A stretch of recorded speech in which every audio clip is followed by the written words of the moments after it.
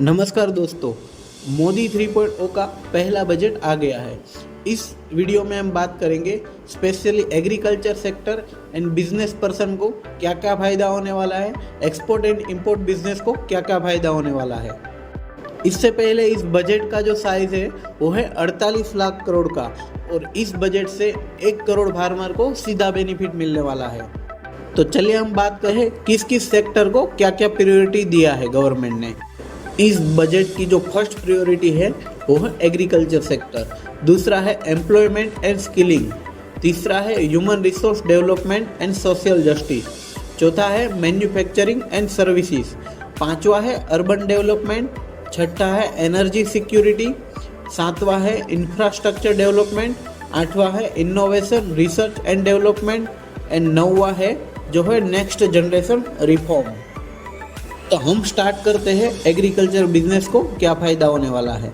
तो इस बजट से 1 करोड़ फार्मर को नेचुरल फार्मिंग के लिए सपोर्ट किया जाएगा, उनको सर्टिफिकेशन एंड ब्रांडिंग के लिए भी सपोर्ट किया जाएगा।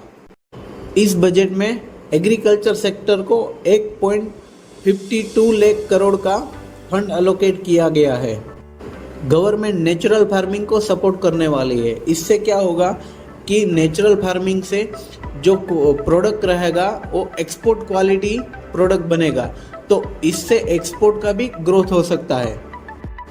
और वैसे भी इंडिया की जो एग्रीकल्चर प्रोडक्ट की जो डिमांड है वो वर्ल्ड में बढ़ती जा रही है, तो इस वजह से एग्रीकल्चर सेक्टर ग्रोथ होगा। दूसरा जो है 10,000 नए bio input resource centre establish किए जाएंगे, इससे एग्रीकल्चर नेचुरल फार्मिंग को सपोर्ट होगा।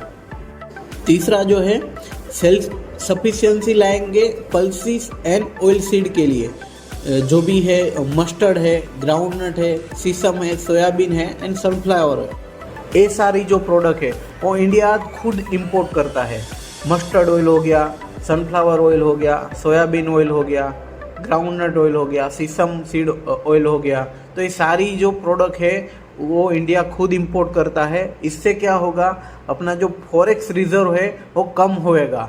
अगर इंडिया इंपोर्ट करता है तो फॉरेक्स रिजर्व कम होता है, इसलिए गवर्नमेंट एग्रीकल्चर सेक्टर को इसलिए सपोर्ट करती है कि अगर ये सारी जो प्रोडक्ट है वो यहाँ पे खुद प्रोडक्शन अगर बढ़ेगा तो इंडिया आत्मनिर्भर बन सकता है। तो इसलिए निर्मला सीतारमन ने 1.52 लाख करोड़ का जो फंड है वो एग्रीकल्चर सेक्टर को ग्रोथ करने के लिए स्पेशली अलोकेट किया है।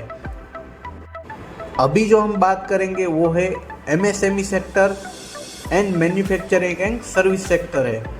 तो हमारा जो मेन मोटिव है वो इस वीडियो बनाने का यही है कि agriculture sector and business sector को क्या क्या फ़ायदा होने वाला है। तो चलिए हम बात करते हैं एमएसएमई सेक्टर को क्या सपोर्ट मिलने वाला है। तो निर्मला सीतारमन ने स्पेशली बोला है कि जो कंपनी, जो एमएसएमई सेक्टर की जो कंपनी है वो जो लेबर इंटेंसिव मैन्युफैक्चरिंग करेगी, तो इससे क्या होगा कि इंडिया में जो एम्प्लॉयमेंट है वो बढ़ेगा। तो जो भी लेबर इंटेंसिव मैन्युफैक्चरिंग कंपनी होगी उसको स्पेशली क्रेडिट फैसिलिटी दी जाएगी, तो इससे एमएसएमई सेक्टर में काफ़ी अच्छा ग्रोथ मिलने वाला है। और दूसरा जो है सेपरेटली सेल्फ फाइनेंसिंग गारंटी जो प्रोवाइड करेगी ईच एप्लीकेंट को 100 करोड़ तक का। और फाइनेंस मिनिस्टर ने ये भी बताया है कि पब्लिक सेक्टर बैंक को स्पेशली एमएसएमई को ग्रोथ करने के लिए जो भी क्रेडिट फैसिलिटी देनी पड़ती है वो इन हाउस करे, मतलब जो एक्सटर्नल असेसमेंट होता है उससे थोड़ा कम करे और खुद उसमें फाइनेंस करे। इससे क्या होगा, गवर्नमेंट सेक्टर की जो बैंक है उसमें भी ग्रोथ हो सकता है। और जो एमएसएमई मैन्युफैक्चरिंग कंपनी है उसको ऐसी फैसिलिटी भी दी जाएगी जो उनके स्ट्रेस पीरियड में एक्स्ट्रा क्रेडिट के लिए गवर्नमेंट उसको लोन दे सकती है। दूसरा जो बेनिफिट है वो मिडिल क्लास बिजनेसमैन को टारगेट किया गया है। इसमें जो मुद्रा लोन गवर्नमेंट की थी उसमें जो लिमिट थी वो लास्ट में थी 10 लाख की, मतलब अभी जो करंट लिमिट है वो 10 लाख की है। तो उसको बढ़ा के गवर्नमेंट ने इस साल 20 लाख तक की कर दी है। और वो इन लोगों को मिलेगा जिसने लास्ट जो तरुण कैटेगरी की जो लोन थी वो सक्सेसफुली पे किया है, उन्हीं लोगों को ये बेनिफिट मिलने वाला है। ये मुद्रा लोन की वजह से काफ़ी सारे लोअर बिजनेसमैन को बहुत सारा ग्रो करने को मिला है, क्योंकि ये जो मुद्रा लोन है वो गवर्नमेंट लोअर इंटरेस्ट रेट पे प्रोवाइड करती है। इससे क्या होता है, मार्केट से पैसा नहीं उठाना पड़ता है। मिडिल क्लास बिजनेसमैन को क्या होता है, जनरली उनके पास फंड का शॉर्टेज रहता है हमेशा, तो गवर्नमेंट उनको फंड प्रोवाइड करती है और वो भी लोअर इंटरेस्ट से। इससे जो छोटा जो बिजनेस है उनको ग्रोथ, काफ़ी अच्छा ग्रोथ मिलने वाला है। इस साल मतलब 20 लाख का जो लिमिट कर दिया है, तो इससे बहुत अच्छा बेनिफिट मिलने वाला है। तीसरा जो है वो है financial support for setting up 50 multi product food irradiation unit in MSME sector will be provided. तो फूड इराडिएशन मतलब क्या होता है कि जो प्रोडक्ट है उसका सेल्फ लाइफ बढ़ाने के लिए जो टेक्नोलॉजी यूज़ की जाती है, तो ऐसी टेक्नोलॉजी और मशीनरी डेवलपमेंट करने के लिए जो फंड यूज़ होगा, तो उसके लिए गवर्नमेंट फाइनेंशियल सपोर्ट करेगी। तो उससे क्या होगा कि इंडिया का जो एक्सपोर्ट है वो बढ़ेगा। ज़्यादातर प्रोडक्ट में फूड इराडिएशन की वजह से उसकी जो सेल्फ लाइफ है वो बढ़ जाती है, जैसे कि मिल्क है, कैनिंग फ्रूट एंड वेजिटेबल है, पेस्चुराइजिंग है। तो ये सारी प्रोडक्ट से कंज्यूमर के लिए सेफ्टी बढ़ जाएगी, तो अपना इंटरनेशनल जो ट्रेड है वो ग्रो कर सकता है। और ऐसी 100 food quality and safety testing labs भी बनाई जाएगी। तो इससे क्या होगा कि फूड का टेस्टिंग इजी हो जाएगा, तो एक्सपोर्ट जो है वो बढ़ सकता है।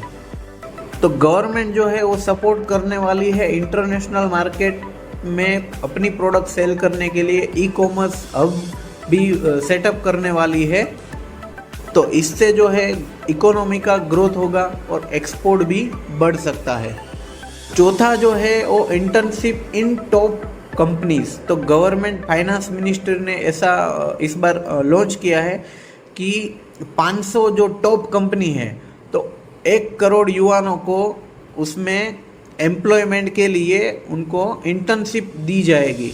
तो इसमें जो 1 करोड़ युवाओं हैं उनको जॉब का भी उनको प्लेसमेंट मिल सकता है। और जो टॉप कंपनी इसमें इन्वॉल्व होगी उनको भी फाइनेंशियल सपोर्ट मिलेगा गवर्नमेंट की तरफ से।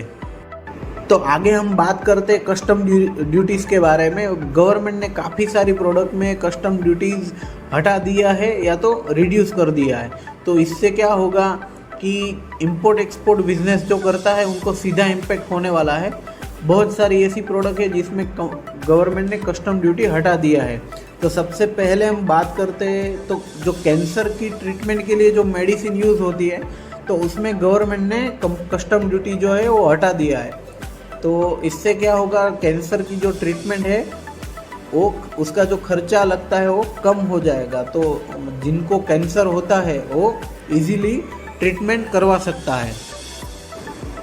गवर्नमेंट ने रिडक्शन किया है बेसिक कस्टम ड्यूटी का एक्सरे मशीन पे, tubes and flat panel detector पे। तो इसमें क्या होगा कि एक्सरे जो मशीन होता है वो थोड़ा सस्ता हो जाएगा। जो भी इंपोर्ट करता है एक्सरे मशीन, तो वो थोड़ा सस्ता हो जाएगा। आगे देखिए हम BCD मतलब बेसिक कस्टम ड्यूटी, जो मोबाइल फ़ोन है, प्रिंटेड सर्किट बोर्ड है, असेंबली बोर्ड है, मोबाइल चार्जर्स है, तो इसमें गवर्नमेंट ने 15% जो ड्यूटी है वो कम कर दिया है। इससे क्या होगा, मोबाइल सस्ता हो जाएगा, मोबाइल की जो एसेसरीज है वो थोड़ी सस्ती हो जाएगी। और इंपोर्ट जो भी करता है मोबाइल एसेसरीज एंड मोबाइल, तो उनके लिए थोड़ा बेनिफिट मिलने वाला है इसमें। और गवर्नमेंट ने 25 जैसी मिनरल प्रोडक्ट से ड्यूटी हटा दिया है। तो इससे क्या होगा, जो क्रिटिकल मिनरल्स की जो प्रोसेसिंग एंड रिफाइनिंग है उसको इसमें ग्रोथ हो सकता है इसमें। और बाकी 2 ऐसी मिनरल प्रोडक्ट है जिसमें से कस्टम ड्यूटी जो थी पहले उससे रिड्यूस कर दिया है। और सोलार पैनल का मैन्युफैक्चरिंग करने के लिए कैपिटल गुड्स के लिए इसमें छूट दी गई है गवर्नमेंट ने। और इंडिया के जो सी फूड एक्सपोर्ट को बढ़ावा देने के लिए गवर्नमेंट ने 3-4 प्रोडक्ट में से ड्यूटी जो है वो 5% कम कर दिया है। जैसे ब्रूड स्टॉक है, पॉलिश चाइट है, वॉर्म्स है, श्रिम्प्स एंड फिश फीड है। तो इसमें से गवर्नमेंट ने सी फूड एक्सपोर्ट को बढ़ावा देने के लिए एक्सपोर्ट ड्यूटी जो है वो कम कर दिया, बेसिक कस्टम ड्यूटी जो है वो कम कर दिया है। इस साल जो गवर्नमेंट है Indian leather and textile article को एक्सपोर्ट करने के लिए गवर्नमेंट सपोर्ट करेगी। और स्पांडेक्स यान प्रोडक्शन के लिए यूज़ होने वाली मिथाइलिन डेफिनाइल डाइसोसाइनमेंट, उसमें जो बेसिक कस्टम ड्यूटी थी वो 7.5% से कम करके 5% पे कर दिया है। तो इस पे स्पांडेक्स यान का जो मैन्युफैक्चरिंग है उसको काफ़ी अच्छा बेनिफिट मिलने वाला है। गवर्नमेंट ने इस साल custom duty gold and silver पे भी कम कर दिया है। गोल्ड एंड सिल्वर में 6% एंड प्लेटिनम पे 6.4% का रिड्यूस कर दिया है। गवर्नमेंट ने जो है फेरोनिकल एंड ब्लिस्टर में से जो बेसिक कस्टम ड्यूटी होता है वो रिमूव कर दिया है और सामने एमोनियम निट्रेट में इंक्रीज कर दिया है। इससे क्या होगा कि एग्जिस्टिंग जो कैपेसिटीज है पाइपलाइंस की तो उसको सपोर्ट मिलेगा। और सिमिलरली पीवीसी फ्लेक्स बैनर में बेसिक कस्टम ड्यूटी है जो बढ़ा दिया है 10% ऑफ एग्जिस्टिंग, उसको 25% कर दिया है, जो एनवायरनमेंट के लिए हैजार्डस है। इसलिए गवर्नमेंट ने इस पे कस्टम ड्यूटी जो है वो बढ़ा दिया है। इससे क्या होगा कि डोमेस्टिक में मैन्युफैक्चरिंग का इंक्रीजिंग होगा और डोमेस्टिक मैन्युफैक्चरिंग बढ़ेगा और इंपोर्ट जो है वो कम होगा। इससे गवर्नमेंट की जो फॉरेक्स रिजर्व है वो थोड़ा कम होगा। एंड जो स्पेसिफिक टेलीकॉम के लिए इक्विपमेंट यूज़ होता है उसमें भी सेम 10 से लेके 15% गवर्नमेंट ने कस्टम ड्यूटी जो है बढ़ा दिया है। तो ऐसे गवर्नमेंट ने बहुत सारी प्रोडक्ट में कस्टम ड्यूटी में भी बहुत सारे चेंजेस किया है। तो ये डायरेक्टली इम्पेक्ट करता है जो इंपोर्ट एक्सपोर्ट बिजनेस से जुड़ा है और ये सारी प्रोडक्ट इंपोर्ट एक्सपोर्ट करता है। तो आप सब लोगों को बहुत अच्छा नॉलेज मिला होगा। और इस बजट में जो भी आपको ऐसा लगता है कि ये नहीं होना चाहिए और ये होना चाहिए तो आप कमेंट पे लिख के हमें ज़रूर बताएं, तो हम उस पर भी वीडियो बनाने की और ऐसे more informative and knowledgeable video के लिए हमारा चैनल सब्सक्राइब कीजिए। Thank you.